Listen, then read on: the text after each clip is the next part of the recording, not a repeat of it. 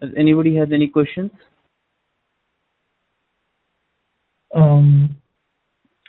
Give us brief the description of management console and Right. See, management console is a place where the admin actually plays main role. Okay, not only for admin, we can do much of a reporting side as well. You know, the ETL metadata reports. We could find out the data lineage, and then the data quality dashboards, right? And then the ETL execution dashboards. There are plenty of things. Setting up the central repository, secured central repository users and groups. Setting up the web services. Setting up the adapters. Configuring the jobs, scheduling the jobs. Taking the batch or shell scripts of a job. We can do many things with the admin console. We used to call it as an admin console. Now the name has been changed as a management console. So it's one and the same, guys. So basically, whatever, if we want to schedule a job, log on to the admin console, then schedule a job. And then if you want to take a backup or take a batch script or take a shell script of a job, log on to the web admin and then take it. We have an option. We could create groups and users. We could set up the repositories wherein we can schedule the jobs. We need to configure web services. Yes, we could configure web services. And then the profilers. If you want to set up a profiler, we need to configure somewhere in here. Remember on the on the designer, we could do some sort of a profiling work. How could we do that? We need to set up a user. We need to create a user and we have to set up that user at the management console level. As I said, we can verify the data lineage, impact analysis. We can find out the reports. Okay, data lineage is something like how the data is flowing from which data flow from which component to which component. We could get the beautiful reports out of it. We can take the reports using a PDF, or you can print the reports actually. Other beautiful options other than that. Let us say, I think.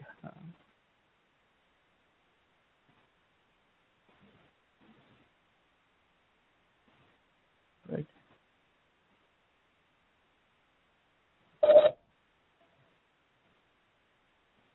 So, how many types of log files can we see in management console? How many types of log files? Log files, we have only 3 types of log files anywhere. Whatever the log file that we are seeing on the designer, you could see the same thing. You could execute the job using admin. Okay. Sometimes what happens is you create a job and you might move it to the QA and you want to kick off the job manually. So using admin will kick off the jobs.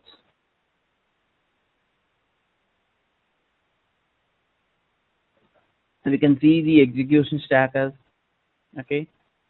And the administrator, this is the management console, guys.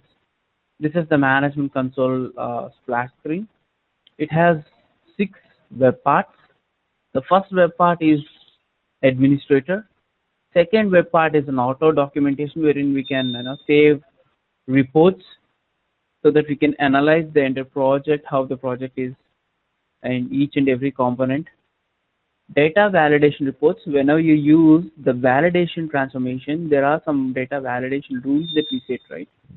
Those validation rules that we could see the reports in here. And then the impact in lineage analysis, we can find out the impact analysis of particular thing, of a particular table or a column. Okay, how this column is populated, how this table is populated, how many times this table has been used, how many times this table has been used as a target or a source. And then the operational dashboards. So the operational dashboards are the something like job execution statuses. We could check the performance of a particular data flow, workflow, or a job using this one. And then finally, the data quality reports. So let us see.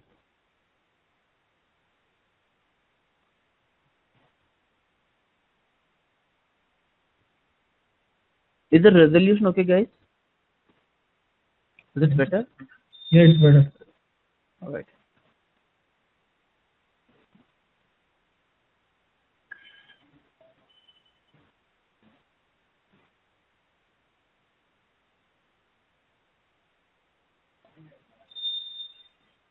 Even for me, it looks very.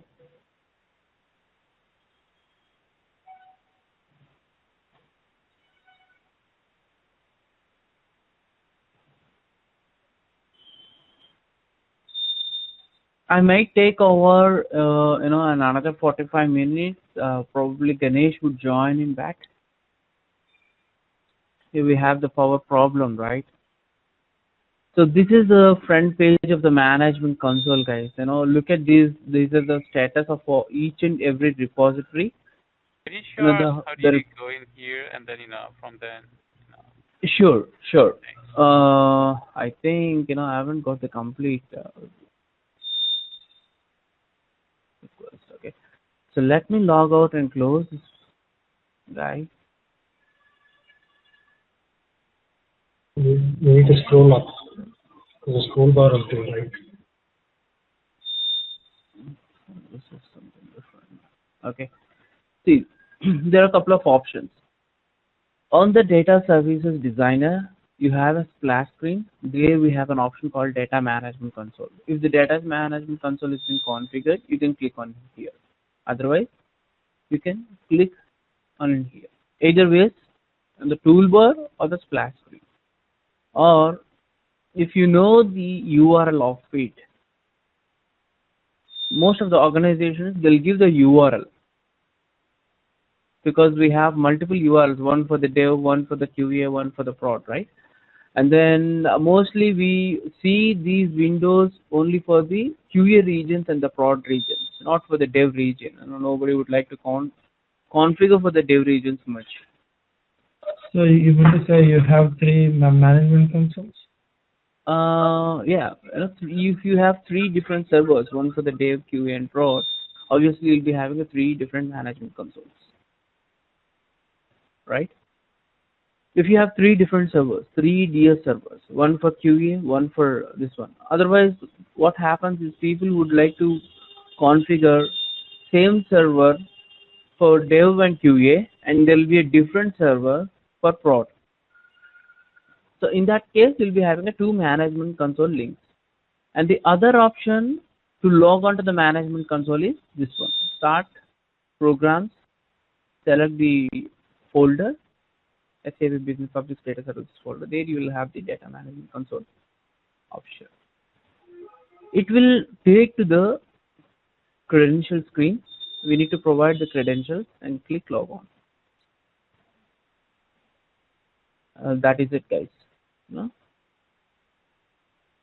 Remember that localhost colon 8080 is the default port number for the data services.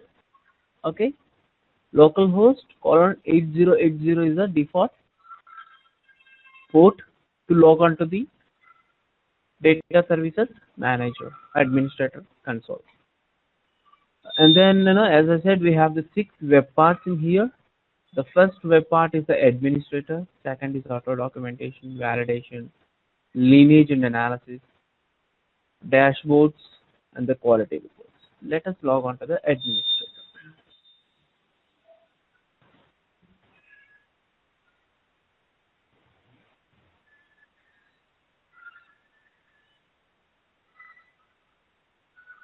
Okay, so these are all the different repositories which have been already assigned or configured. Okay, these are all different repositories. If you click on any of the repository, there's a cross mark on Z Cloud 2, Z Cloud 2. So that means there are some of the jobs which got failed. Okay, if you click on this particular repository, see that. So these are all the different jobs. Okay, whatever the jobs in the Z Cloud 2 repository, you could find out all the executed jobs. This is something like your monitor, guys. On the designer, we have the phrase monitor error logs, right? The same thing that we could find out in here as well.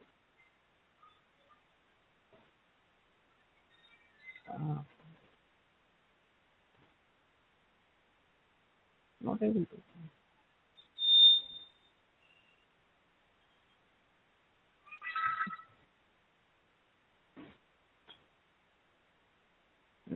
Can you maximize Firefox? I did that actually. This is the mathematics version. Yeah. Right?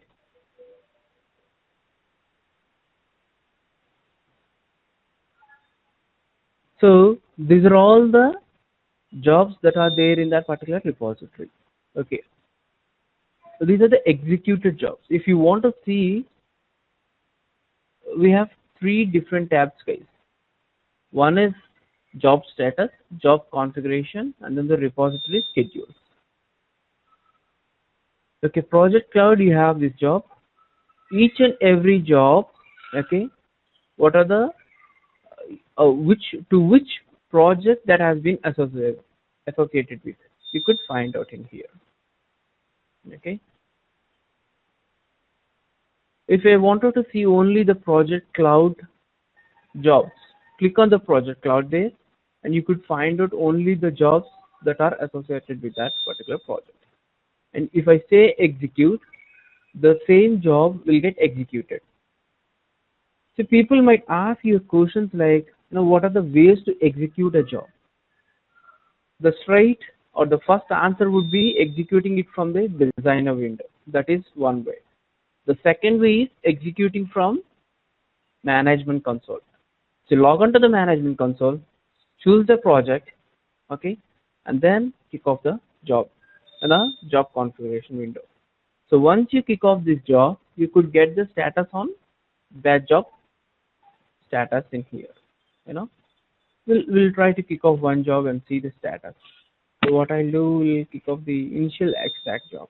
Okay, I'm just saying execute now. Okay, these are the different options, the same options that we could see when we kick off the job using a designer. Monitor sample rate, enable auditing, and all this stuff, right? If you want to see the trace messages for which particular object that you wanted to find out, workflow, data flow session, excuse me, right? So these are the things. And then execute here. Just say execute. Connection has been shut down. Looks like we have a problem with the job server, right? So we cannot execute, guys. I'm sorry about that. Okay, but this is the way. Okay. I think we can see this job status. No, it was not executed anyways though. If you want to schedule a repository, we can click on the add schedule. Okay, on which date you wanted to schedule it. What's the scheduler name? If you want to give a name, you can give a name. Okay, we have two options to select the scheduler. One is a data services scheduler. So this is the default scheduler for a data services, and BOE scheduler, business object enterprise scheduler. If the enterprise scheduler is being configured through CMC, and we can pretty much use that one. Either ways, we can schedule the job. So okay, which date or which month that you wanted to select? Day of the week, day of the month. Choose the date, okay, and choose the time that the job wants to kick off. Okay. And if you wanted to pass a global variable, here you go, guys. We have an option to pass a global variables as well. So when we move the project to production, are we going to give the admin all these global variables? He is going See, to what happens is all the global variables will be parameterized. It could be, all the variables can be read from a database table, right? Most of the times, these values will be read from a database table. So will not give any manual interventions. Okay. Using the script steps, what happens is we'll read the variables or values and assign it to the variables from a database. So these way, okay, get file name. So file name would be something like it's a server name, right? Which would, some part of the file name would be constant, and some part would be dynamic. So dynamic, what we have to do is we need to go to that location and read the file. File path would be constant. Day of the week would be constant, or maybe it can be configurable and can be read from a database table. Again, the legacy source could be you might have multiple source systems. If that is not configurable, all we have to do is we need to give a parameter in here, or we can configure using a database operational table. Either ways, we can do that. And these are the different options. You can, once in a day, multiple times a day that you want to schedule this job. Sometimes what happens is you wanted to execute the same job, 5 to 10 times in a day. Or, just only once. Kick off the job at 7:30 in the evening after the transactions are done, and the job will get started and it completes. So this is it. Okay. If you want to schedule, if you want to see the scheduler, today is let's say in your time it's 19th, and then the time would be something like it's 8:04, right? So what I do, I select it at 8:05. Okay. Say apply.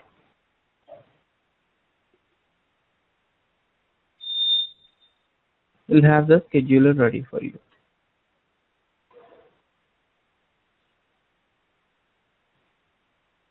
There is an option enable the recovery. What does that option do? So that's the same thing that we have that on the workflow sessions, right? If you open any of the workflow,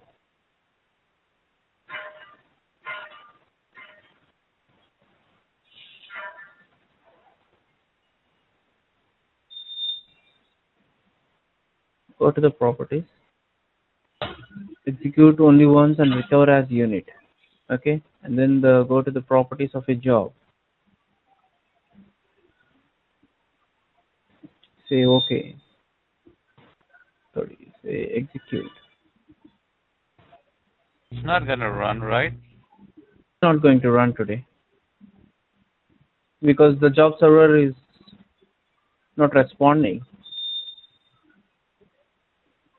But we have the options in here.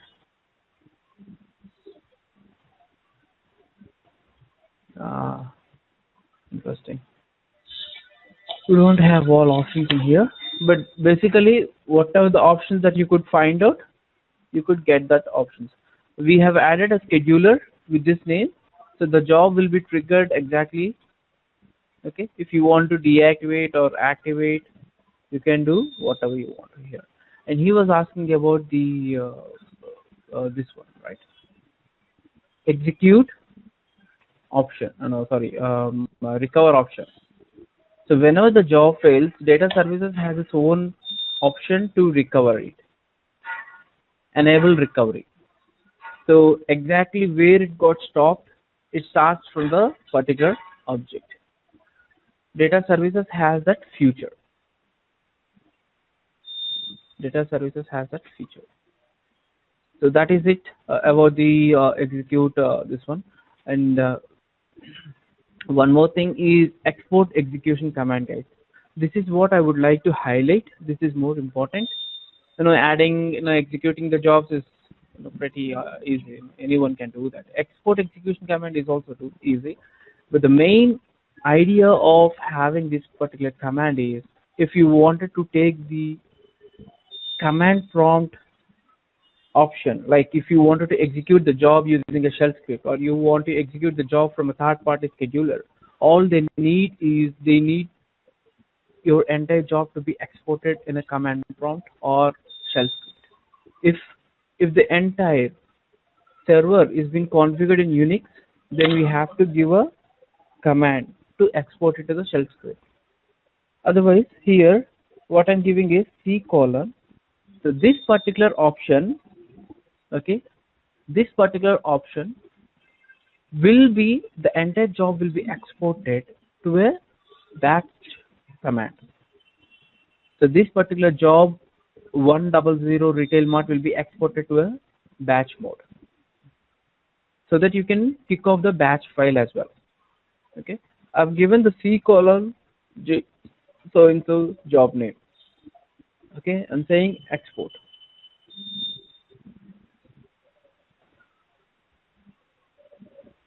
I'm sorry guys, I couldn't able to do that even. Okay, so just give it a try whenever this is up and running. Okay, just give it a try. This is utmost important, because every time what you have to do is you need to export your jobs either in a batch command or in a shell script. So this is the way to do it. So do we get an option like to select whether it's shell script or batch script? Sorry? When we export, do we get any option to select whether to make a batch script or shell script? This will automatically done. Okay. So this will be exported to batch script or a shell script. So we don't have to write any script. I mean, shell script. No, you don't have to write anything. So it will create by itself all the commands. Yes, absolutely. Whatever options we select here, it will write by itself all the commands, and we are going to invoke that script any third-party scheduler, right? Absolutely. See. So now we have given a C colon, right? Now we have given a C colon so and so. So if you go to the C colon, once you click on the export, okay, so you will find a batch script and associated text file to that. You will find two files. One is a batch script, another one is the associated text file to the batch script. Someone needs to turn off. There's a lot of echo here.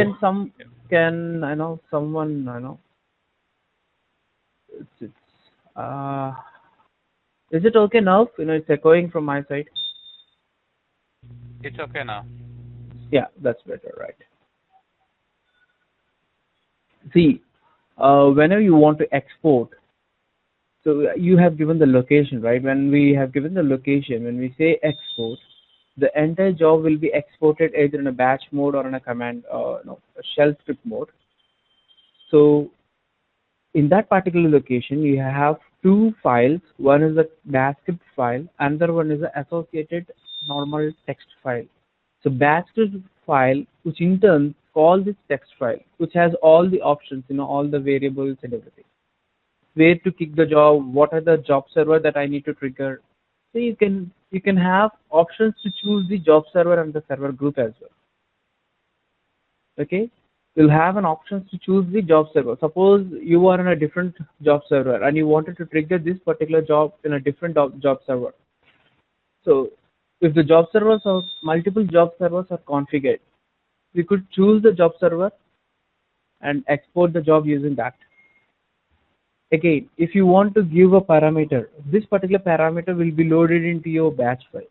If you want to feed in something like legacy source as my Oracle, just in case. Okay, that will be, this parameter will be replaced, the null will be replaced with Oracle in your batch file. Okay, but just give us the give it a try and let me know if you find any difficulties. This is important, guys. Yeah, So but for what are the options that I exported, that I have shown, executing the job is pretty straightforward. Adding the schedule is pretty straightforward. This is also pretty straightforward, but I want you to just give it a workout. yeah, I had a question there. I mean, what you explained is more of exporting into a batch file, right? Right. How about the second option? I mean, how do you export into a shell script? The same thing, if it's configured on the Windows, it's a batch. If it's a configured on the Okay. machine, Unix machine, Unix box, it's obviously it's your Unix shell script. All you have to do is there you need to come up with a different command. You can't see this particular window there in Unix box. You can't see the different window there. This particular beautiful web page. There we must have to have a script for that to export your job into shell script. So what you're trying to demo here is more of a Windows-based installation, right?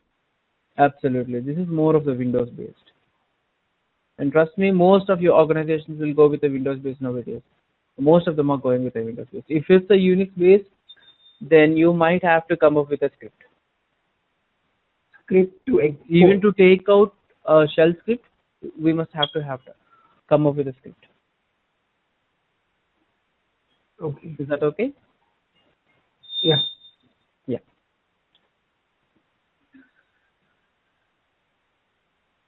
So this is for the status option, guys. Now just click on the status and you'll find the number of repositories which have been added to the administrator.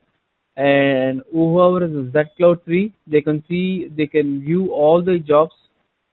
Okay, we have 3 options: job configuration, job status, and the repository schedules.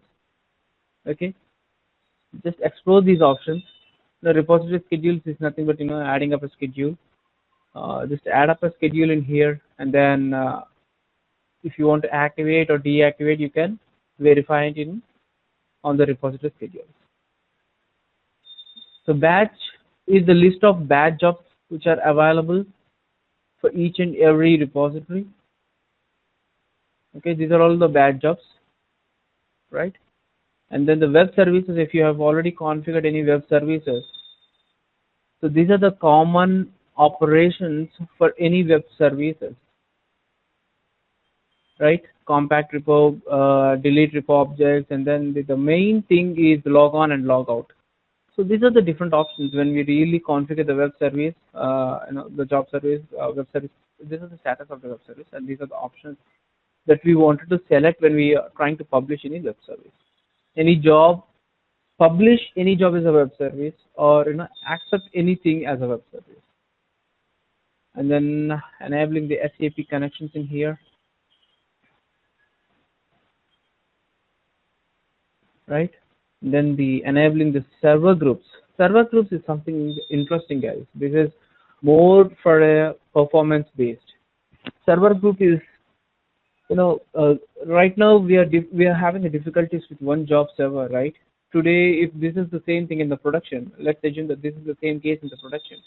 Our production has only one server group, one server, and all the jobs will not run because the job server is not responding. If you have a multiple servers, now if you want to generalize this one, you go to any restaurant, one server would come to you and he'll take a request from you, what you really wanted to have. So if the server is the only one person, okay, it takes ages to take the request and to give it back to you. If you have a multiple servers to respond to multiple people, how the